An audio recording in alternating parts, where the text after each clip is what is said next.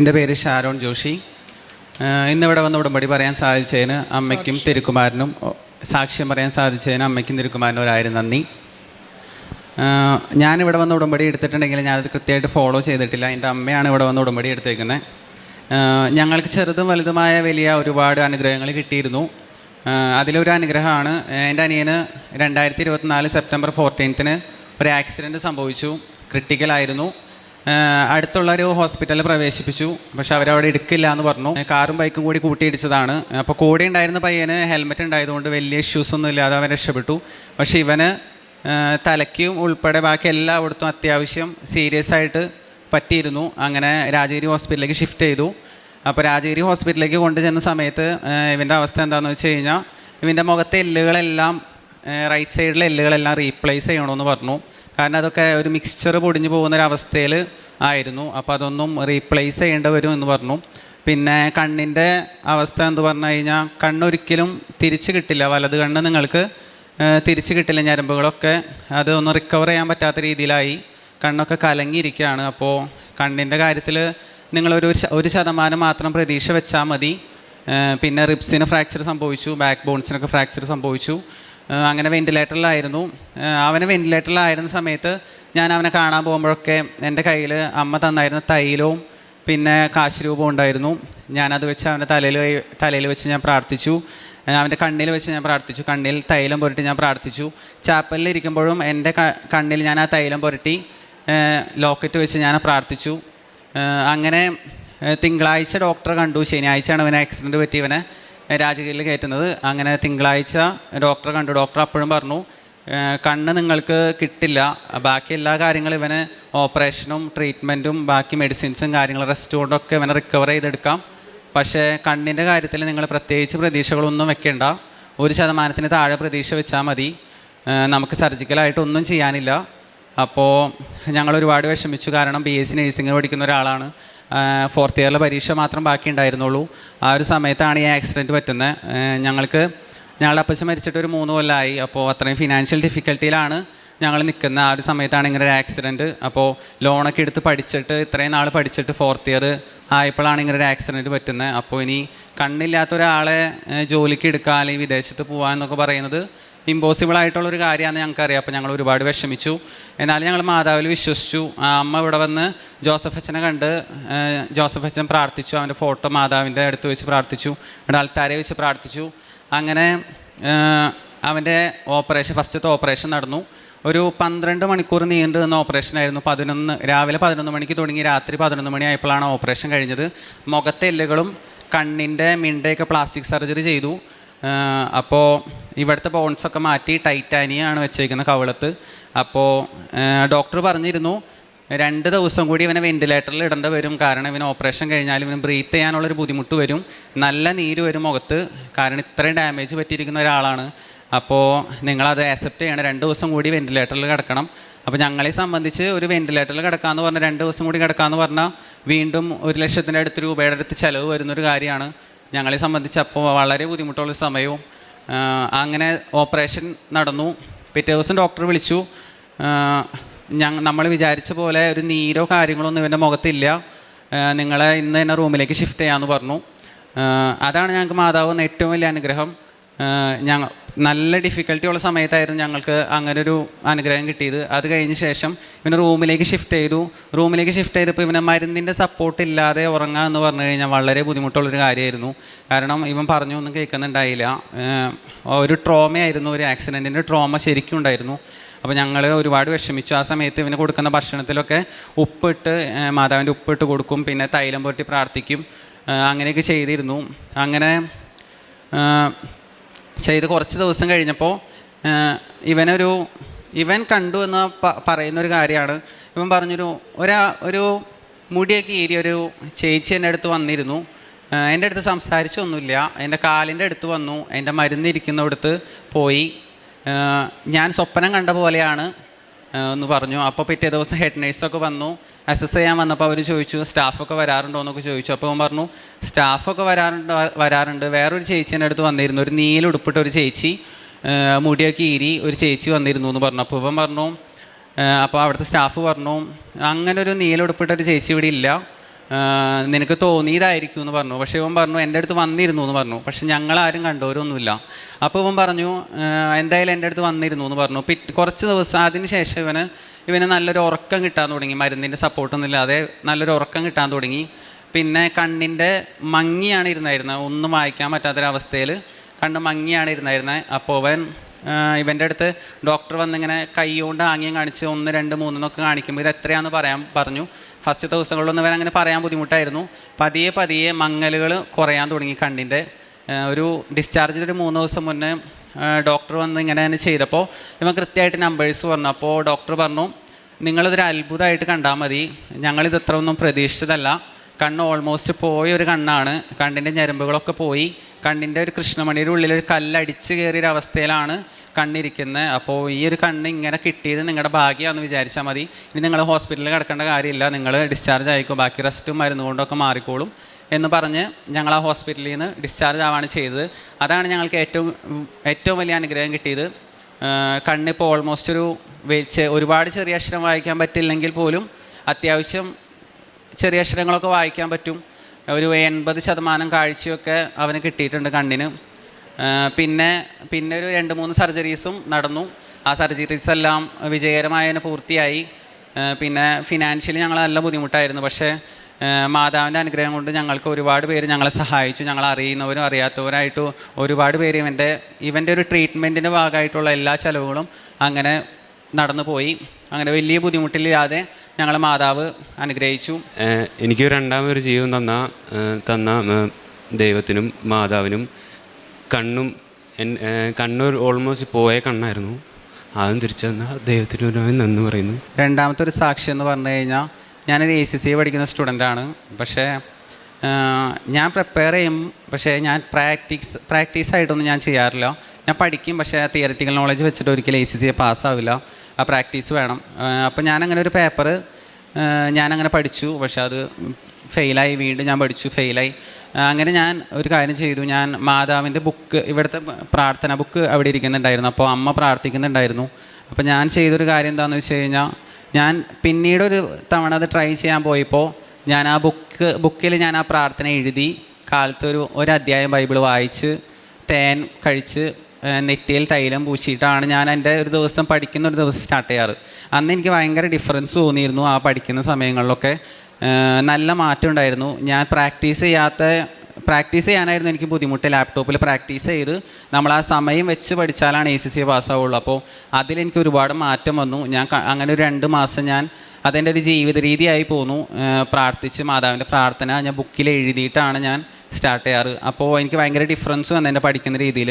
അതുകൊണ്ട് തന്നെ ഞാൻ ആ സെഷനിലെ എക്സാം ഞാൻ 3-ാമത്തെ തവണ എഴുതിയിട്ടാണ് ഞാൻ എക്സാം പാസ്സായത്. എനിക്ക് അത്യാവശ്യം നല്ല മാർക്കോട് കൂടി പാസ്സാവാൻ സാധിച്ചു. ഇതുപോലെ തന്നെയാണ് ACCയുടെ രണ്ടാമത്തെ ഒരു പേപ്പർ ഇതുപോലെ തന്നെ ഞാൻ ചെയ്തു. പക്ഷേ എക്സാം ഞാൻ വിചാരിച്ച പോലെ എനിക്ക് എഴുതാനൊന്നും പറ്റിയില്ല. എനിക്ക് ഒരു മാർക്ക് പോലും ഞാൻ എഴുതിയത് ശരിയാണ് എന്ന് എനിക്ക് ഉറപ്പ് പറയാൻ പറ്റാത്തൊരവസ്ഥ. ഞാനന്ന് കണ്ണ് നിറഞ്ഞിട്ടാണ് ഞാൻ എക്സാം ഹാളിൽ നിന്ന് ഇറങ്ങിയത്. ഞാൻ അമ്മയുടെ അടുത്ത് പറഞ്ഞു ഈ എക്സാം നോക്കണ്ട, ഞാൻ രണ്ടാമത് പഠിക്കുകയാണ്. ഞാൻ ബുക്കൊക്കെ എടുത്തു വെച്ചു. റിസൾട്ടിന് വേണ്ടി വെയിറ്റ് ചെയ്തില്ല, ഞാൻ ജസ്റ്റ് പഠിച്ചു തുടങ്ങി. എനിക്ക് ഒരുപാട് വിഷമമായി. ഞാൻ ഇത്രയും പഠിച്ചിട്ടും ഇത്രയും പ്രാർത്ഥിച്ചിട്ടും എനിക്ക് മര്യാദയ്ക്ക് എഴുതാൻ പറ്റിയില്ലല്ലോ എന്ന് ഞാൻ വിഷമിച്ചു പോയി. എനിക്ക് കംപ്ലീറ്റ് എക്സാം എഴുതാനും പറ്റിയില്ല. പക്ഷേ റിസൾട്ട് വന്നപ്പോൾ ഞാൻ അതിശയപ്പെട്ടു പോയി. ഞാൻ 20 മാർക്കൊക്കെ പ്രതീക്ഷിച്ചിരുന്നത്, എനിക്ക് 53 മാർക്ക് കിട്ടി. ഞാൻ പാസ്സായി. ജസ്റ്റ് പാസ്സാണെങ്കിൽ പോലും ഞാനത് പാസ്സായി. മൂന്നാമത്തെ അനുഭവം എന്ന് പറഞ്ഞു കഴിഞ്ഞാൽ ഇതുപോലെ തന്നെ ACCയുടെ എക്സാമിന് തന്നെ ഞാൻ പോയതാണ്.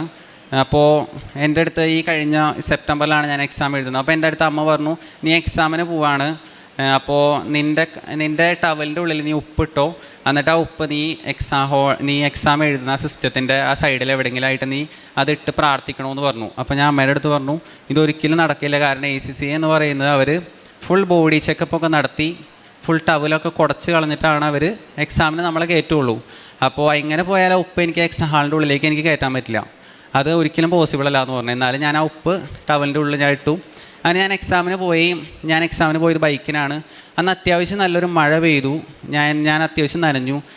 എക്സാം തുടങ്ങാൻ ഒരു 15 മിനിറ്റും കൂടി ഉണ്ടായുള്ളൂ. അപ്പോൾ ഞാൻ ഓടിച്ചെന്നാണ് കയറിയത്. അപ്പോൾ തല നനഞ്ഞിരിക്കുന്ന ഒരവസ്ഥയിൽ ഞാൻ പിള്ളേരൊക്കെ അവിടെ ഇരുന്ന് പഠിക്കുന്നുണ്ട്. അപ്പോൾ ഞാൻ വേഗം പോയി. ടവലിൽ ഉപ്പുണ്ടെന്നുള്ളൊരു കാര്യം ഞാൻ ആലോചിക്കുന്നില്ല. ഞാൻ പെട്ടെന്ന് തല തോർത്താൻ വേണ്ടി ആ ടവലെടുത്ത് എൻ്റെ തലയിലിട്ടതും എൻ്റെ തലയിൽ മുഖത്തൊക്കെ നിറച്ച് ഉപ്പായി. അതിന് ഫുൾ ഉപ്പായി. അത്യാവശ്യം ചുറ്റുപാടൊക്കെ ഉപ്പ് വീണു. പക്ഷേ ഞാനത് പതിയെ മാനേജ് ചെയ്ത് ഞാനങ്ങനെ എക്സാമിന് കയറിയപ്പോൾ എനിക്ക് ഫീൽ ചെയ്തൊരു കാര്യം, എനിക്കിതുവരെ SSC എക്സാമിന് ഇങ്ങനെ കയറിയിട്ട് ലാസ്റ്റത്തെ ലെവലാണ്, P ലെവൽ എക്സാമാണ്. എക്സാമിന് കയറിയിട്ട് എനിക്ക് ഇതുവരെ ഇങ്ങനൊരു അനുഭവം ഉണ്ടായിട്ടില്ല. ഞാൻ പഠിച്ച കാര്യങ്ങൾ പെട്ടെന്ന് എനിക്ക് പോയിൻ്റുകൾ ഓർമ്മ വരുന്നു. പെട്ടെന്ന് എനിക്ക് എഴുതാൻ പറ്റുന്നു. സമയത്തിന് തന്നെ എക്സാം പൂർത്തിയാക്കാൻ പറ്റി. അതാണ് എനിക്ക് കിട്ടിയ വലിയൊരു അനുഭവം. അന്ന് ഞാനത് റിയലൈസ് ചെയ്തില്ല അങ്ങനെ ഒരു കാര്യം ആ ഉപ്പ് എൻ്റെ തലയിൽ വീണതുകൊണ്ടാണ്. അതിന് ശേഷം റിസൾട്ട് വന്ന് എനിക്ക് പാസ്സാവുന്നുള്ളൊരു ഉറപ്പും കാര്യങ്ങളൊന്നും ഉണ്ടായില്ല.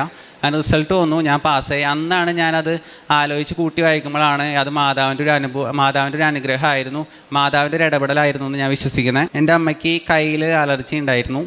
അത്യാവശ്യം നല്ലൊരു കുറേ വർഷങ്ങളായ അലർജിയാണ്. അമ്മ തയ്ക്കുന്നൊരു വ്യക്തിയാണ്. അപ്പോൾ തുണിയുടെ അലർജി ആണെന്ന് കുറേ പേര് പറയുന്നു, സോറിയാസിസ് ആണെന്ന് ഡോക്ടേഴ്സ് പറയുന്നത്. അപ്പോൾ അത് അങ്ങനെ കൃത്യമായിട്ടൊരു ഡോക്ടറും പറയുന്നില്ല. മരുന്നുകൾ കുറേ ട്രീറ്റ്മെൻറ്റൊക്കെ ചെയ്തു, പക്ഷെ പ്രത്യേകിച്ച് ഫലമൊന്നും ഉണ്ടായില്ല. അങ്ങനെ അമ്മ മരുന്നുകളൊക്കെ നിർത്തി. അമ്മ തൈലം മാത്രം പുരട്ടി പ്രാർത്ഥിച്ചു. അങ്ങനെ പ്രാർത്ഥിച്ചതിൻ്റെ ഫലമായിട്ട് അമ്മ കുറേ നാൾ കഴിഞ്ഞ് നോക്കിയപ്പോൾ ആ ഒരു അലർജി അമ്മയ്ക്കില്ല. അമ്മ ഇപ്പോഴും തയ്ക്കുന്നുണ്ട്. പ്രത്യേകിച്ച് അലർജികളോ വേറെ ബുദ്ധിമുട്ടുകളോ കാര്യങ്ങളോ ഒന്നുമില്ല. അങ്ങനെ പിന്നെ ഇവന് ആക്സിഡൻറ്റ് പറ്റുന്നതിന് ശേഷം ഇവന് എക്സാം ഉണ്ടായിരുന്നു. ഞങ്ങൾ ആ എക്സാം എഴുതാനൊന്നും പറ്റില്ല എന്ന് വിചാരിച്ച് 4th ഇയറിലെ എക്സാം. പക്ഷേ ഇവന് കാഴ്ച കിട്ടില്ല എന്ന് പറഞ്ഞ കണ്ണുകൊണ്ട് തന്നെ ഇവന് പഠിക്കാനും പറ്റി. ഇവ പഠിച്ച് പരീക്ഷ എഴുതുകയും ചെയ്തു. ആ പരീക്ഷ പാസ്സാവുകയും ചെയ്തു. അങ്ങനെ ഇവൻ ഇപ്പം നഴ്സിംഗ് കഴിഞ്ഞു. അങ്ങനെ ഏറ്റവും വലിയ അനുഗ്രഹങ്ങൾ തന്ന ഈശോയ്ക്ക് മാതാവിന് 1000 നന്ദി. പിന്നെ ഞങ്ങൾ ആത്മീയമായിട്ടെന്ന് പറഞ്ഞു കഴിഞ്ഞാൽ എല്ലാ ദിവസവും കുർബാനയ്ക്ക് പോകാൻ പറ്റുന്നുണ്ട്. നമുക്ക് എന്ത് ബുദ്ധിമുട്ട് വന്നാലും കുർബാന മുടക്കില്ല. പിന്നെ കാരുണ്യ പ്രവൃത്തി എന്ന് പറഞ്ഞു കഴിഞ്ഞാൽ ഞങ്ങളുടെ അനാഥാലയങ്ങളിൽ ഉടമ്പടി എടുത്താണ് എല്ലാവരും കൂടി അനാഥാലയങ്ങളിൽ ഭക്ഷണമൊക്കെ കൊടുക്കും. പിന്നെ ആരെങ്കിലുമൊക്കെ സഹായമൊക്കെ ചോദിച്ചു വന്നു കഴിഞ്ഞാൽ ഞങ്ങളുടെ കയ്യിലുള്ള പോലെയൊക്കെ ഞങ്ങൾ സഹായിക്കാറുണ്ട്. പിന്നെ പ്രേക്ഷിത പ്രവർത്തനം പത്രമൊക്കെ കൊടുക്കുന്നത് ഞങ്ങൾ പള്ളികളിലും കടകളിലൊക്കെ കൊടുക്കും, വീടുകളിലൊക്കെ കൊണ്ടു കൊടുക്കും. പിന്നെ ഇത്രയും തന്ന അനുഗ്രഹം തന്ന അമ്മ മാതാവിന് ഈശോയ്ക്കും ഞങ്ങൾ കോടാനുകൂടി നന്ദി പറയുന്നു. യോഹന്നാൻ പ്രവാചകൻ്റെ പുസ്തകം 2-ാം അധ്യായം 2-ാം തിരുവചനം. എൻ്റെ കഷ്ടതയിൽ ഞാൻ കർത്താവിനെ വിളിച്ചപേക്ഷിച്ചു, അവിടുന്ന് എനിക്ക് ഉത്തരമരുളി. പാതാളത്തിൻ്റെ ഉദരത്തിൽ നിന്ന് ഞാൻ നിലവിളിച്ചു, അവിടുന്ന് എൻ്റെ നിലവിളി കേട്ടു. ലിറ്റി ജോഷി എന്ന സഹോദരിയും 2 മക്കളും പരിശുദ്ധ കൃപാസന മാതാവിലൂടെ കുടുംബത്തിന് ലഭിച്ച വലിയ നന്മകളെ സന്തോഷത്തോടെ ഈ അൾത്താരയിൽ സാക്ഷ്യപ്പെടുത്തുകയാണ്. ആദ്യത്തെ സാക്ഷ്യം സഹോദരന് മകനുണ്ടായ വലിയൊരു അപകടമാണ്. മരണതുല്യമായ ഒരപകടം. ഗുരുതരമായ അവസ്ഥയിൽ ജീവിതം മാറുകയും വലിയ പ്രശ്നങ്ങൾ, ആരോഗ്യ പ്രശ്നങ്ങൾ മകന് ഉടലെടുക്കുകയും ചെയ്തു. അതിൽ 2 കാര്യങ്ങൾ അത് ശ്രദ്ധേയമായിട്ട് മകൻ അത് സൂചിപ്പിക്കുന്നുണ്ട്. ആദ്യത്തേത് ഭീമമായ പണച്ചെലവ് ആ ചികിത്സയ്ക്ക് വേണ്ടി വന്നിരുന്നു. പ്രത്യേകിച്ച് വെന്റിലേറ്ററിൽ തുടരുവാൻ പറ്റാത്ത വിധം സാമ്പത്തിക ഞെരുക്കം ബാധിച്ച ആ ഓപ്പറേഷൻ കഴിഞ്ഞ ദിവസങ്ങളിൽ തന്നെ അത് ഒഴിവാക്കിക്കൊണ്ട് റൂമിലേക്ക് പോകുവാൻ പറ്റുന്ന അമ്മ മാതാവിൻ്റെ ഒരു സംരക്ഷണം ലഭിക്കുകയും സഹായം ലഭിക്കുകയും ചെയ്തു. ഭാരങ്ങൾ ലഘൂകരിച്ചു കൊടുത്തു എന്നത് അതിലൂടെ മകൻ സാക്ഷ്യപ്പെടുത്തുകയാണ്. അനേകം മക്കൾ അറിയുന്നവരും അറിയാത്തവരും ആ ഭീമമായ ചികിത്സാ ചിലവ് സഹായത്തിനായി ഈ കുടുംബത്തിനൊപ്പം ചേർന്നു. അതും അമ്മ മാതാവ് വഴി ഭാരം ലഘൂകരിച്ച് ലഭിച്ചതിനെ മകൻ സാക്ഷ്യപ്പെടുത്തിയതാണ്. അതോടൊപ്പം ഏറ്റവും പ്രധാനപ്പെട്ടത് കണ്ണ് പൂർണ്ണമായി നശിക്കുകയും വലത് കണ്ണിന് കാഴ്ച കിട്ടില്ല എന്ന് ഡോക്ടർമാർ ആദ്യം തന്നെ കുടുംബത്തോട് പറഞ്ഞുകൊണ്ടാണ് ചികിത്സ ആരംഭിക്കുന്നത്. അതുകൊണ്ട് കണ്ണിൻ്റെ ഞരമ്പുകളെല്ലാം താറുമാറായിട്ടുണ്ട്. ആ പരിസരമെല്ലാം വല്ലാത്ത രീതിയിൽ ഡാമേജ്ഡാണ്. അതുകൊണ്ട് ഒത്തിരി പ്ലാസ്റ്റിക് സർജറിയും എല്ലുകൾക്ക് പകരം ടൈറ്റാനിയം പോലെയുള്ളവ അത് ചേർത്തുകൊണ്ടുള്ള സർജറികളുമൊക്കെ ആവശ്യമുണ്ട് എന്ന് പറഞ്ഞാണ് ചികിത്സ തുടങ്ങുന്നത്. എന്നാൽ ഇന്ന് അത്ഭുതകരമായി കുടുംബവും ഡോക്ടർമാരും ഒരുപോലെ പറയുന്നതാണ് മകന് കിട്ടിയ കണ്ണിൻ്റെ കാഴ്ച. മകൻ പറയുന്നുണ്ട്, നീല വസ്ത്രം ധരിച്ച ഒരു സ്റ്റാഫ് എന്നെ വരികയും എന്നെ തലോടുകയും ചെയ്തു. അതിനുശേഷമാണ് സാധാരണ ഉറക്കം കിട്ടിയത്, മരുന്നില്ലാതെ ഉറങ്ങിയത്. കാഴ്ചകൾ തെളിഞ്ഞു വന്നത്. അവസാനം ആ 2-3-4 ദിവസം കൊണ്ട് തന്നെ എല്ലാം വ്യക്തമായി കാണുന്ന വിധത്തിൽ കാഴ്ച നന്നായി ലഭിച്ചു തന്ന, മരണത്തിൽ നിന്നും ജീവനിലേക്ക് കരമുടിച്ചുയർത്തിയ അനുഭവത്തിലാണ് മകൻ പറഞ്ഞത്, ഈ പുതിയ ജന്മം, പുതിയ ജീവിതം അത് കൃപാസന മാതാവിൻ്റെ ദാനമാണെന്ന്. രണ്ടാമത്തത് മുത്തമകൻ പങ്കുവയ്ക്കുന്ന അവൻ്റെ പരീക്ഷയാണ്. SCCA എന്ന് പറയുന്ന കോഴ്സ്. അതിൻ്റെ പരീക്ഷകൾക്ക് വേണ്ടിയുള്ള പഠനം. പലപ്പോഴും തിയറി മാത്രം പഠിച്ച് പ്രാക്ടിക്കൽ എക്സ്പീരിയൻസ് ഇല്ലാതെ പോകുന്നത് കൊണ്ട് പരാജയങ്ങൾ നേരിടേണ്ടി വരുന്നു. എങ്കിലും മാതാവിൽ ആശ്രയിച്ച് ഉടമ്പടി കാശ്രൂപവും ചേർത്ത് പിടിച്ച് ഓരോ പരീക്ഷയ്ക്ക് പോകുമ്പോഴും ആദ്യത്തെയും രണ്ടാമത്തെയും ആ പരീക്ഷകൾ, സെറ്റുകൾ എഴുതി ജയിക്കുവാൻ മകന് സാധിക്കുന്നു. മൂന്നാമത്തതിലേക്ക് എത്തുമ്പോൾ വളരെ ക്ലേശപൂർണ്ണമാണ് സാഹചര്യങ്ങൾ. ഒട്ടും തന്നെ പരീക്ഷയ്ക്ക് പോകുവാൻ പറ്റിയ വിധത്തിൽ ഒരുങ്ങിയിട്ടില്ല. എന്ത് ചെയ്യുമെന്നറിയാതെ ക്ലേശിക്കുന്നു. അപ്പോഴാണ് ഉപ്പ് അല്പം കൊണ്ടുപോകണമെന്ന് അമ്മ മകനോട് പറയുന്നത്. പക്ഷെ ഒന്നും ആ പരീക്ഷയ്ക്ക് കൊണ്ടുപോകുവാൻ പറ്റാത്ത സാഹചര്യം. മകൻ പറയുന്നുണ്ട്, ഞാൻ കുളിച്ചു കഴിഞ്ഞാൽ തിരികെ വന്ന് തോർത്തെന്ന് കരുതി തുവാലയെടുത്ത് കുടയുമ്പോൾ എൻ്റെ തല മുതൽ ശരീരം മുഴുവനും ഉപ്പാണ് വീണത്. അതിലുപ്പുള്ള കാര്യം അറിയില്ലായിരുന്നു. അങ്ങനെ ശരീരത്ത് മുഴുവനും ഉപ്പുമായിട്ടാണ് ആ പരീക്ഷാമുറിയിലേക്ക് മകൻ കയറി ചെല്ലുന്നത്. അവിടെ ചെന്ന് പരീക്ഷയ്ക്കിരിക്കുമ്പോൾ അത് അവിചാരിതമായി സംഭവിച്ചതല്ല. അതൊരു പ്രാർത്ഥനയുടെ നിയോഗത്തിൽ അത് അമ്മ മാതാവ് അനുവദിച്ചു കൊടുത്തതും അമ്മയുടെ സംരക്ഷണമുണ്ടെന്ന് ഉറപ്പുവരുത്തുവാൻ നൽകിയതും, അതുകൊണ്ട് തന്നെ ആ പരീക്ഷ തോക്കുമെന്ന് കരുതിയ പരീക്ഷ വീണ്ടും പഠിച്ചു തുടങ്ങിയ അതേ വിഷയം ഏറ്റവും നല്ലൊരു മാർക്കോടുകൂടി വിജയത്തിലേക്ക് എത്തിക്കുവാൻ അമ്മ മാതാവ് മകനെ സഹായിച്ചു എന്നതാണ് സാക്ഷ്യപ്പെടുത്തുന്നത്. അതോടൊപ്പം തന്നെ അമ്മയുടെ സോറിയാസിസ് അല്ലെങ്കിൽ അലർജിയുടെ അസുഖത്തെക്കുറിച്ച് സൂചിപ്പിച്ചു. ഡോക്ടർമാർക്ക് പ്രത്യേകിച്ചൊന്നും കൊടുക്കുവാനില്ലാതിരുന്നപ്പോൾ ഉടമ്പടി തൈലം മാത്രം ശരീരത്തിൽ പൂശുകയും കുരിശടയാളം വരച്ച വിശ്വാസ പ്രമാണം ചൊല്ലി പ്രാർത്ഥിക്കുകയും ചെയ്തതിലൂടെ ആ അസുഖം പൂർണ്ണമായി സൗഖ്യപ്പെടുന്നതിനെ സാക്ഷ്യപ്പെടുത്തി. ഒടുവിൽ പറഞ്ഞു വെച്ചത്, നേഴ്സിംഗ് പഠിച്ചുകൊണ്ടിരുന്ന മകൻ അപകടത്തിൽ പരിക്കേറ്റ് കാഴ്ചയില്ലാതെ ജീവിക്കേണ്ടി വരുന്ന സാഹചര്യത്തിൽ വീണ്ടും അപകടത്തിൽ നിന്ന് പുറത്തു വന്ന് ആ വീണ്ടും കിട്ടിയ കാഴ്ച കൊണ്ട് പഠിച്ച് നഴ്സിംഗ് പഠനം പൂർത്തിയാക്കിയതിൻ്റെ 4ാം വർഷ പരീക്ഷ എഴുതിയതിൻ്റെ സാക്ഷ്യമാണ് പങ്കുവെച്ചത്. പ്രിയമുള്ളവരെ, ഈ കുടുംബം ഒരുമിച്ച് അമ്മയുടെ ഈ തിരുനടയിൽ നിൽക്കുമ്പോൾ അത്ഭുതകരമായ രോഗസൗഖ്യത്തെക്കുറിച്ച്, നഷ്ടപ്പെട്ട കാഴ്ച പൂർണ്ണമായി വീണ്ടും കിട്ടുന്നതിനെക്കുറിച്ച്, ജീവിതത്തിൻ്റെ ഭാരങ്ങൾ ലഘൂകരിച്ച് കൊടുക്കുന്നതിനെക്കുറിച്ച്, അമ്മയോട് ചേർന്ന് ജീവിക്കുമ്പോൾ വലിയ വിജയം പഠന മേഖലകളിൽ ലഭിക്കുന്നതിനെക്കുറിച്ച് സാക്ഷ്യപ്പെടുത്തുകയാണ്. ഉടമ്പടി നമ്മളെ ഏത് ജീവിത വിഷയത്തിലും കൈപിടിച്ച് മുന്നോട്ട് കൊണ്ടുപോകും. ഉടമ്പടി നമ്മളെ ഏത് കണ്ണീരുപ്പുള്ള പ്രാർത്ഥനയെയും ദൈവസന്നിധിയിലേക്ക് അനുഗ്രഹത്തിന് വേണ്ടി എത്തിച്ചു കൊടുക്കും. ഉടമ്പടി നമ്മളെ എല്ലാം അവസാനിക്കുന്നുവെന്ന് നാം സ്വയം തീരുമാനിക്കുന്ന ചില നിമിഷങ്ങളിൽ പോലും പുതിയ ജീവിതം, പുതിയ പ്രകാശം, പുതിയ കരുത്ത് നൽകി നമ്മുടെ ജീവിതത്തെ മുന്നോട്ട് കൊണ്ടുപോകും. അതിൻ്റെ സാക്ഷ്യമാണ് ഈ കുടുംബം ഈ അൾത്താരയിൽ പങ്കുവയ്ക്കുക. ഈ കുടുംബത്തിന് ലഭിച്ച എല്ലാ നന്മകൾക്കും നന്ദി പറഞ്ഞുകൊണ്ട് അമ്മ മാതാവിനും തിരുക്കുമാരനും കരങ്ങളടിച്ച് ഈ സാക്ഷ്യം സമർപ്പിക്കാം. കൃപാസനം പ്രസാദകര മാതാവേ, എനിക്ക് വേണ്ടിയും ഞങ്ങൾക്കെല്ലാവർക്കും വേണ്ടിയും മാധ്യസ്ഥം വഹിക്കണമേ. ഞാൻ ആർദ്ര ജോർജ്, മാള, തൃശ്ശൂരിൽ നിന്ന് വരുന്നു. ഞാൻ 9 വർഷമായിട്ട് കണ്ടിന്യൂസ് ആയിട്ട് ജോലി ചെയ്യുകയായിരുന്നു.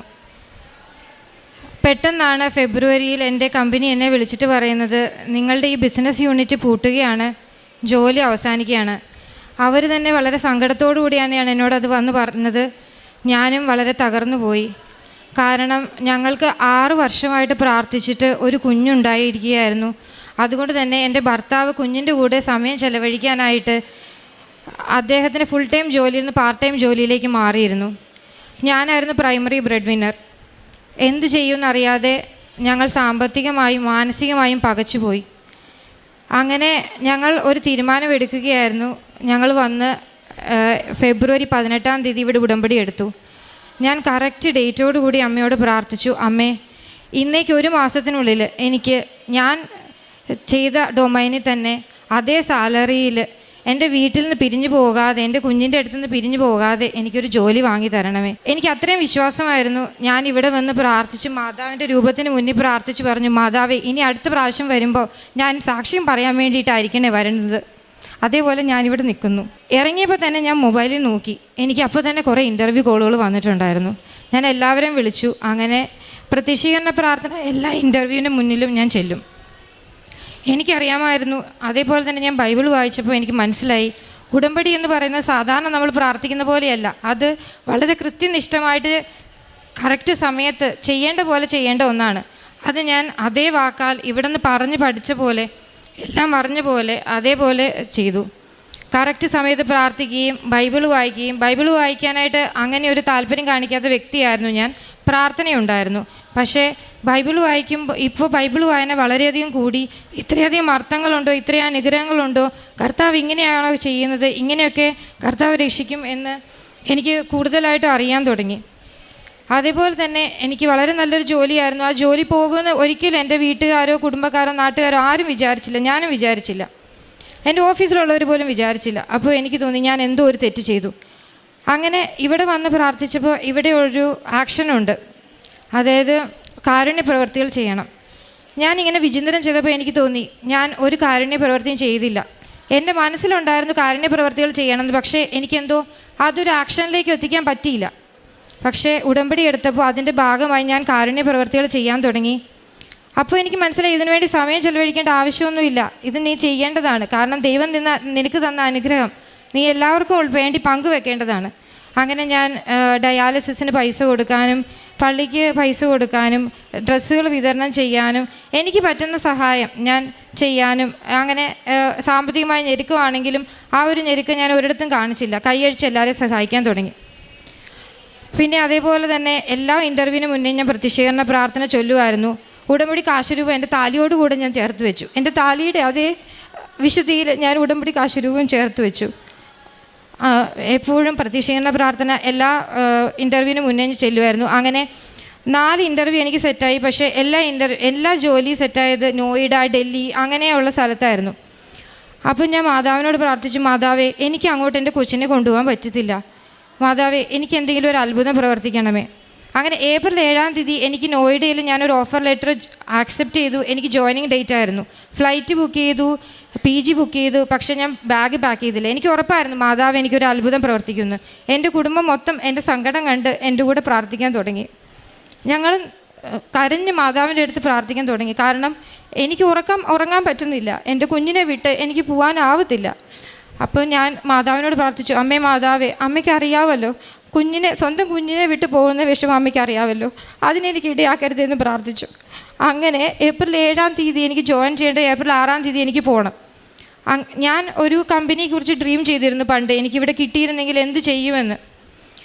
അങ്ങനെ എനിക്ക് ഏപ്രിൽ 2-ാം തീയതി അവിടെ നിന്ന് കോൾ വന്നു. ഏപ്രിൽ 3-ാം തീയതി തന്നെ എനിക്ക് ഇൻ്റർവ്യൂ സെറ്റായി അവിടുത്തെ.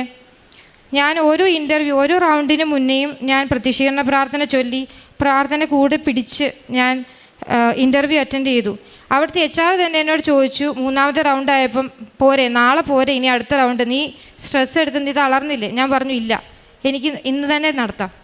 അങ്ങനെ 4 റൗണ്ടും ഒന്നിനൊന്ന് മെച്ചപ്പെട്ട രീതിയിൽ എനിക്ക് പെർഫോം ചെയ്യാൻ പറ്റി. 2 എക്സാം കൂടി ഉണ്ടായിരുന്നു, 2 ടെസ്റ്റ് കൂടി ഉണ്ടായിരുന്നു. അതും എനിക്ക് ഞാൻ അന്ന് തന്നെ അറ്റൻഡ് ചെയ്തു. ഒരു ടെസ്റ്റ് ഞാൻ രാത്രി 12 മണിക്കാണ് ക്ലിയർ ചെയ്തത്. അങ്ങനെ അന്ന് തന്നെ എല്ലാം ചെയ്ത് ഏപ്രിൽ 4-ാം തീയതി എനിക്ക് ഓഫർ ലെറ്റർ വരികയായിരുന്നു. ഞാൻ ഫ്ലൈറ്റ് ക്യാൻസൽ ചെയ്തു. ഞാൻ വിചാരിച്ച എൻ്റെ അതേ ഡൊമൈനിൽ അതേ സാലറിയിൽ കുറച്ചുകൂടെ നല്ല കമ്പനിയിൽ മാനേജർ പോസ്റ്റിൽ മാതാവ് എനിക്ക് ജോലി വാങ്ങിത്തന്നു. എനിക്ക് ഉറപ്പായിരുന്നു മാതാവ് എന്നെ കൈവിടത്തില്ല എന്ന്. എന്നെ ഇതുവരെ കൈവിട്ടിട്ടില്ലായിരുന്നു എൻ്റെ മാതാവും എൻ്റെ ഈശോയും ഇപ്പോഴും കൈവിടത്തില്ല എന്ന് എനിക്ക് ഉറപ്പായിരുന്നു. അങ്ങനെ എന്നോട് അത്ഭുതം പ്രവർത്തിച്ച എൻ്റെ മാതാവിനും ഈശോയ്ക്കും ഒരുപാട് നന്ദി. കർത്താവാണ് എൻ്റെ ഇടയൻ, എനിക്കൊന്നിനും കുറവുണ്ടാവുകയില്ല. അത് ഞാൻ ഉറച്ചു വിശ്വസിച്ചിരുന്നു, എപ്പോഴും പ്രാർത്ഥിച്ചിരുന്നു. അത് തന്നെ എൻ്റെ ജീവിതത്തിൽ ഭവിച്ചു. എല്ലാവർക്കും ഐശ്വര്യം ഉണ്ടാവട്ടെ, എല്ലാവർക്കും മാതാവ് എല്ലാം വാങ്ങി തരട്ടെ. ഞാൻ ഉടമ്പടി എടുത്ത ആദ്യ നാൾ എനിക്കിവിടുന്ന് പത്രം തന്നു വിട്ടായിരുന്നു. അത് എന്താ ചെയ്യേണ്ടതെന്ന് എനിക്കും അറിയില്ലായിരുന്നു. കാരണം എവിടെ കൊണ്ടുപോയി കൊടുക്കുമെന്ന് എനിക്കൊരു ഐഡിയ ഇല്ലായിരുന്നു. പക്ഷേ കുറച്ച് മുന്നോട്ട് പോയപ്പോൾ എനിക്ക് മാതാവ് തന്നെ പറഞ്ഞു, നീ കുറച്ച് പ്രാർത്ഥിക്കുക മാത്രമല്ല, പ്രാർത്ഥിക്കുക എന്ന് പറഞ്ഞാൽ എല്ലാവർക്കും ചെയ്യാൻ പറ്റുന്ന കാര്യമാണ്, നീ കുറച്ച് കാര്യങ്ങൾ കൂടെ ചെയ്യണം. ഇങ്ങനെ പ്രാർത്ഥിച്ചുകൊണ്ട് മാത്രം ഇരുന്നാൽ പോരാ. അങ്ങനെയാണ് ഞാൻ എൻ്റെ കാരുണ്യ പ്രവർത്തികൾ സ്റ്റാർട്ട് ചെയ്തത്. അതിൻ്റെ ആദ്യപടിയായിട്ട് ഞാൻ എല്ലാവർക്കും കൊണ്ടുപോയി പത്രം കൊടുത്തു. അതേപോലെ തന്നെ ഡയാലിസിസിന് പൈസ കൊടുത്തു. വന്ന എല്ലാവരോടും കാരുണ്യമായിട്ട് പ്രവർത്തിച്ചു. എല്ലാ ആഴ്ചയുണ്ടായ 2 ഡയാലിസിസിന് പൈസ കൊടുക്കുന്നത് ഞങ്ങൾ ശീലമാക്കി. അത് ഞങ്ങൾ വീണ്ടും തുടരാനായിട്ട് പ്രതിജ്ഞയെടുത്തു. അതേപോലെ തന്നെ ഞാൻ വളരെ എൻ്റെ ആദ്യത്തെ സാലറി ഞാൻ പഠിക്കാൻ കഴിവില്ലാത്ത ഒരു പെൺകുട്ടിയുടെ പഠനത്തിന് വേണ്ടി കൊടുത്തേക്കാമെന്ന് മാതാവിനോട് നേർച്ച തീർന്നു. അങ്ങനെയുള്ള കുറേ കാര്യങ്ങൾ ഞാൻ മാതാവിനോട് വാക്ക് നൽകി. ഉറപ്പായിട്ടും ഞാനത് പിന്നെ അതേപോലെ തന്നെ ഞാൻ 3 മാസത്തിൽ കൂടുതൽ അങ്ങനെയൊക്കെയായിരുന്നു കുമ്പസാരിക്കാറ്. തെറ്റ് ചെയ്യാനൊരു അങ്ങനെ ഒരു തെറ്റ് ചെയ്യില്ലെങ്കിലും എന്നാലും നമ്മൾ ചെറിയ ചെറിയ കാര്യങ്ങൾ ചെയ്യുമല്ലോ, അങ്ങനെയൊക്കെ ചെയ്യുമായിരുന്നു. എന്നാലും ഈ ഒരു ഉടമ്പടി എടുക്കുമ്പോൾ പ്രധാനമായിട്ടും നമ്മൾ ഇടയ്ക്കിടയ്ക്ക് കുമ്പസാരിക്കണമെന്ന് പറയുമായിരുന്നു. അതുകൊണ്ട് തന്നെ ഞാൻ പാപങ്ങളിലൊന്നും ഏർപ്പെടാതിരിക്കാനും കൂടുതലായിട്ട് കുമ്പസാരിക്കാനും എപ്പോഴും കുർബാന കൊള്ളാനും ഈശോയോട് എൻ്റെ കുടുംബത്തിന് വേണ്ടി എന്നെ തന്നെ ബലിയർപ്പിക്കാൻ ഉള്ള എല്ലാ അനുഗ്രഹവും എനിക്ക് തരണമേ, അതിനുള്ള പ്രാപ്തി എനിക്ക് തരണമേ എന്ന് ഞാൻ കരഞ്ഞ് പ്രാർത്ഥിക്കുമായിരുന്നു. യെശയ്യാ 12:3-5 വരെ തിരുവചനങ്ങൾ. രക്ഷയുടെ കിണറ്റിൽ നിന്ന് നീ സന്തോഷത്തോടെ ജലം കോരിയെടുക്കും.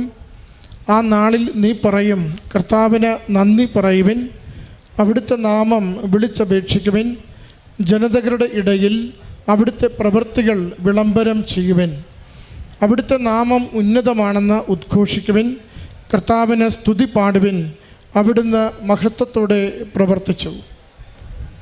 ആർദ്ര ജോർജ് എന്ന ഈ മകൾ വളരെ സുരക്ഷിതമായ സാഹചര്യത്തിൽ തൻ്റെ കുടുംബവും തൻ്റെ തൊഴിലും ഒക്കെ കൊണ്ടുപോകുമ്പോഴാണ് അപചാരിതമായി കമ്പനി ക്ലോസ് ചെയ്യുന്നതും പ്രൊഫഷൻ നഷ്ടപ്പെടുന്നതും. അത് വലിയ സെറ്റ്ബാക്കാണ് കുടുംബത്തിന് നൽകിയത്. സഹോദരി പറഞ്ഞു, ജീവിത പങ്കാളി കുഞ്ഞിനെ നോക്കുവാനുള്ള ഒരു സൗകര്യത്തിന് വേണ്ടി ഫുൾ ടൈം ജോബ് ഉപേക്ഷിച്ച് പാർട്ട് ടൈമിൽ ജോലി ചെയ്യുന്നു. കാരണം നല്ല വേതനത്തോടു കൂടി മകൾക്ക് ഒരു മികച്ച ജോലി ഉള്ളതുകൊണ്ട് യാതൊരു തരത്തിലും അല്ലലുണ്ടാവില്ല എന്നാണ് കുടുംബം കരുതിയത്. ആകസ്മികമായി ഉണ്ടായ ഈ വലിയ ഒരു പ്രയാസത്തിനാണ് മകൾ ബാംഗ്ലൂരിൽ നിന്നും ഇവിടെ വന്ന് ഈ ഉടമ്പടി അമ്മ മാതാവിൻ്റെ സന്നിധിയിൽ എടുക്കുവാൻ തീരുമാനിക്കുന്നത്. അമ്മയുടെ അരികിലെത്തുമ്പോൾ ജീവിതത്തിന് മുൻപിൽ ഇരുട്ട് മാത്രമേ ഉള്ളൂ.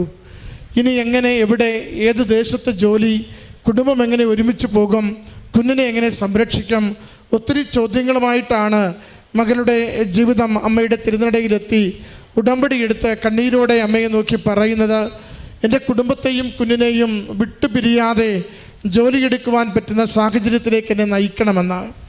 മകൾ പറയുന്നുണ്ട്, ഹൈ പ്രൊഫൈലായതുകൊണ്ട് എവിടെ CV കൊടുത്താലും അവിടുന്ന് ഇൻ്റർവ്യൂ വരുന്നുണ്ട്, തുടർച്ചയായി ഇൻ്റർവ്യൂ വരുന്നു.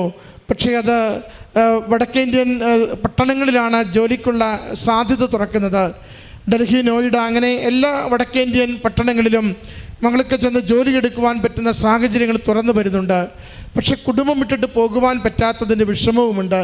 കുറച്ച് നാൾ കാത്തിരുന്നു. ജോലി മറ്റെങ്ങും ശരിയാകാത്തത് കൊണ്ട് അത് അങ്ങോട്ട് തന്നെ പോകുവാൻ തീരുമാനിച്ച് ഫ്ലൈറ്റ് ടിക്കറ്റ് ബുക്ക് ചെയ്യുന്നു. എന്നിട്ടും മാതാവിൻ്റെ സന്നിധിയിൽ തന്നെയാണ് പ്രാർത്ഥിക്കുന്നത്. അമ്മ മാതാവേ, എനിക്ക് വേണ്ടി മറ്റാർക്കും ചെയ്തു തരുവാനാവാത്ത അത്ഭുതകരമായ പ്രവൃത്തി അവിടുത്തെ നാമം മഹത്വപ്പെടുത്തേണ്ടതിന്, ഉടമ്പടിയുടെ സാക്ഷിയായി ജീവിക്കേണ്ടതിന്, ഞാൻ മറ്റുള്ളവർക്ക് നന്മ ചെയ്യേണ്ടതിന് എന്നെ സഹായിക്കണമേ എന്നാണ് മകളുടെ പ്രാർത്ഥന. മകൾ പലപ്പോഴും ചിന്തിച്ചിട്ടുണ്ട്, എന്താണ് തൻ്റെ ജീവിതത്തിലൊരു കുറവുണ്ടായത്. തനിക്കെല്ലാ ആനുകൂല്യങ്ങളും എല്ലാ അനുഗ്രഹങ്ങളും നല്ല സാഹചര്യവും നൽകിയിട്ട് എവിടെയാണ് എനിക്ക് ഒരു പാളിച്ച, അല്ലെങ്കിൽ എന്താണ് എനിക്കൊരു കുറവുണ്ടായത്. മകൾ തന്നെ ആ തിരുത്ത് കണ്ടെത്തുന്നുണ്ട്. ഉടമ്പടി ജീവിതത്തിലേക്ക് വരുമ്പോൾ തിരിച്ചറിയുന്നു, എല്ലാം ദൈവം നൽകിയതാണ്. അതുകൊണ്ട് ദൈവം നൽകിയതിൻ്റെ ഓഹരി മറ്റുള്ളവർക്ക് നൽകുവാൻ നമുക്ക് ഉത്തരവാദിത്വമുണ്ട്. കാരുണ്യ പ്രവൃത്തികളിൽ ഞാൻ വളരെ പുറകോട്ട് പോയിരുന്നു, അല്ലെങ്കിൽ ചെയ്യുവാൻ അങ്ങനെ തോന്നിയിരുന്നില്ല, സാഹചര്യം തോന്നിയിരുന്നില്ല. ഉടമ്പടിയാണ് നമുക്ക് പലപ്പോഴും കണ്ണു തുറക്കുന്ന പ്രവൃത്തികളിലൂടെ ദൈവനാമത്തെ മഹത്വപ്പെടുത്തുവാനുള്ള വഴിവെട്ടുന്നത്. അത് പ്രേക്ഷിത പ്രവർത്തനമാവാം, കാരുണ്യ പ്രവൃത്തികളാവാം. നമ്മൾ അന്ന് വരെ നിസ്സാരമായി കണ്ടത്, അന്ന് വരെ ആർക്കും ഒന്നും ചെയ്യേണ്ട എന്ന് കരുതിയത്, അന്ന് വരെ കരങ്ങളിൽ കിട്ടുന്നതൊക്കെയും എൻ്റേത് മാത്രമെന്ന്, എൻ്റെ മക്കൾക്കും കുടുംബത്തിനും മാത്രമുള്ളതെന്ന് നാം കരുതിയത്, അത് മറ്റുള്ളവർക്ക് വേണ്ടി, അവരുടെ ജീവിതത്തിന്, അവരുടെ കണ്ണീരിന്, അവരുടെ ഒരു ആശ്വാസത്തിന്, അവരുടെ രോഗത്തിന് സൗഖ്യത്തിന്, അവരുടെ പഠനത്തിൻ്റെ പുരോഗതിക്ക് അതിനുകൂടി ഉപകാരപ്പെടുന്നതാണെന്ന് നമുക്ക് തിരിച്ചറിവ് നൽകുന്നത് അമ്മയുടെ തിരുനടയിലുള്ള ഉടമ്പടി ജീവിതമാണ്. നമ്മളെ വല്ലാത്ത രീതിയിൽ അമ്മ മാതാവ് പ്രചോദിപ്പിച്ചു കൊണ്ടിരിക്കും. ഇതുകൂടെ നീ ചെയ്യ്, ഇതുകൂടി നീ കൊടുക്ക്, കൊടുക്കുന്നത് കൊണ്ടൊന്നും നിനക്ക് കുറവുണ്ടാവില്ലെന്ന മകൾ സന്തോഷത്തോടെ പറയുന്നുണ്ട്. അങ്ങനെ കൊടുക്കുവാൻ വേണ്ടി ഞാൻ തീരുമാനിച്ച് മാതാവിൻ്റെ അടുക്കൽ എനിക്കൊരു ഇൻവെസ്റ്റ്മെൻ്റ് ഉണ്ടാക്കി. മാതാവിൻ്റെ അടുക്കൽ പ്രാർത്ഥിക്കുമ്പോൾ എനിക്ക് അവിടെ ഒരു ഉറപ്പുണ്ട്, ഞാൻ മാതാവിൻ്റെ ഉടമ്പടി ജീവിക്കുന്നു. ഇന്ന് വരെ ചെയ്യാതിരുന്ന പ്രവൃത്തികൾ, കാരുണ്യത്തിൻ്റെ വലിയ പ്രവൃത്തികൾ ചെയ്യുവാൻ ഞാൻ നിരന്തരം ശ്രദ്ധിക്കുന്നുണ്ട്. അതുകൊണ്ട് അവസാന നിമിഷത്തിലെങ്കിലും എനിക്കമ്മ മാതാവ് ഒരു കാര്യം ഒരുക്കി തരും. മകളത് സൂചിപ്പിച്ചു സാക്ഷ്യകൂടാരത്തിൽ. 7-ാം തീയതി പോകണം. എൻ്റെ ബാഗ് ഒന്നും ഞാൻ ശരിയാക്കിയില്ല. എല്ലാവരും ചോദിക്കുന്നുണ്ട് പോകണ്ടേ, എന്താ നീ ബാഗൊന്നും റെഡിയാക്കാത്തത്? അപ്പോഴും മകൾ പറയും സമയമുണ്ടെന്ന് മകൾ പറഞ്ഞുകൊണ്ടാണ് ആ ദിവസവും പ്രാർത്ഥിക്കുക. അങ്ങനെയാണ് മകൾക്ക് ഈ പുതിയ ഇൻ്റർവ്യൂ വരുന്നത്. ബാംഗ്ലൂരിൽ തന്നെ ഏറ്റവും മികച്ച കമ്പനിയിൽ ഒരു ദിവസം തന്നെ മുഴുവൻ 4 ഇൻ്റർവ്യൂവും 2 എക്സാമിനേഷനും മകൾ തയ്യാറെടുക്കുന്നു. അവർ നീട്ടിക്കൊടുക്കാമെന്ന് പറഞ്ഞിട്ടും എൻ്റെ അമ്മ മാതാവ് എൻ്റെ കരങ്ങളിലേക്ക് വെച്ച് തരുന്ന ഈ ഇൻ്റർവ്യൂ അമ്മയാണ് നയിക്കുന്നതെങ്കിൽ എൻ്റെ ശാരീരികമായ തളർച്ചയോ എൻ്റെ ബൗദ്ധികമായ കുറവുകളോ ഒന്നും അവിടെ വിലപ്പോവില്ല, കാരണമാവില്ല. മറിച്ച് അമ്മ വേണ്ടത് ഒരുക്കി തരുമെന്ന പ്രത്യാശയോടെ മകൾ പറഞ്ഞു, രാത്രി 12 മണി വരെ ഞാൻ എൻ്റെ അവസാനത്തെ എക്സാം ക്ലിയർ ചെയ്യുമ്പോൾ രാത്രി 12 മണിയായി. അതുവരെ ഞാനതിൽ പങ്കെടുത്തുകൊണ്ടിരുന്നു. ആ ജോലി മകൾ അടുത്ത ദിവസം ജോയിൻ ചെയ്യുന്നു. വലിയ അനുഗ്രഹം മകൾക്ക് ലഭിച്ചതിൻ്റെ സന്തോഷത്തോടു കൂടിയാണ് അടുത്ത ദിവസം ജോലി ക്ലിയർ ചെയ്തതിൻ്റെ തൊട്ടടുത്ത ദിവസം ഇവിടെ എത്തി. 17-ാം തീയതി മകൾ ജോലി ക്ലിയർ ചെയ്യുന്നു. മകൾ ജോലിക്ക് വേണ്ടി പ്രവേശിക്കുന്നു. ഇൻ്റർവ്യൂ ക്ലിയർ ചെയ്തതിൻ്റെ അടുത്ത ദിവസം ആദ്യം വന്ന് നന്ദി പറയേണ്ടത് അമ്മയുടെ തിരുനടയിലാണെന്ന തിരിച്ചറിവോടുകൂടി ഓടിയെത്തി സന്തോഷത്തോടെ അമ്മയുടെ സന്നിധാനത്തിൽ നന്ദി പറയുന്നു. പ്രിയമുള്ളവരെ, നമുക്ക് അവസാന നിമിഷം വരെയും നമുക്ക് വേണ്ടി ഏറ്റവും മികച്ചത് ഒരുക്കി തരുവാൻ അമ്മ മാതാവിന് സാധിക്കും. കാരണം സമയച്ചുരുക്കത്തിൻ്റെ അമ്മയാണ്. അസാധ്യതകളിൽ പുതിയ സാധ്യതകൾ തുറന്നു തരുന്ന അമ്മയാണ്. അതിൻ്റെ സാക്ഷ്യമാണ് ഈ മകൾ ഈ അൾത്താരയിൽ പങ്കുവെച്ചത്. ഈ മകൾക്ക് ലഭിച്ച ഈ വലിയ അനുഗ്രഹത്തിനും അനുഭവത്തിനും അമ്മ മാതാവിനും തിരുക്കുമാരനും നന്ദി പറഞ്ഞുകൊണ്ട് കരങ്ങളടിച്ച് ഈ സാക്ഷ്യം നമുക്ക് സമർപ്പിക്കാം.